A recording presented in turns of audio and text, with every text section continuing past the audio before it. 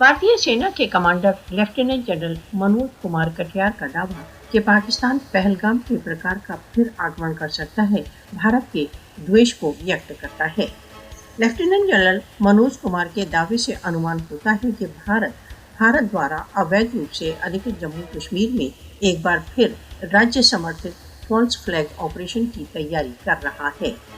इस प्रकार के आक्रमणों के ढोंग के द्वारा भारत कदाचित पाकिस्तान तथा कश्मीर के स्वतंत्रता आंदोलन को बदनाम करना चाहता है। अतीत में भारत ने निरंतर बिना किसी प्रमाण के पाकिस्तान को मनगढ़ंत ऑपरेशनों में फंसाने का प्रयत्न किया। पाकिस्तान पर आरोपणों द्वारा मोदी के नेतृत्व का भारत स्वयं अपनी विफलताओं पर से ध्यान हटाने का प्रयत्न करता है।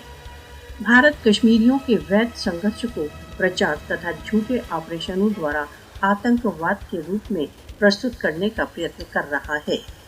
फॉल्स फ्लैग ऑपरेशन अपनी जघन्य कार्यसूची को आगे बढ़ाने की भारत की ऐतिहासिक चालों का एक भाग है। स्वयं निर्णय के अधिकारों के लिए कश्मीर का संघर्ष दृढ़तापूर्वक राष्ट्र संघ चार्टर पर आधारित है।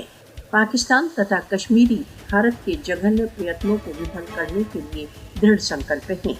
मोदी शासन के पाकिस्तान तथा कश्मीरियों के स्वतंत्रता आंदोलन को विफल करने के प्रयत्न निश्चित ही विफल होंगे।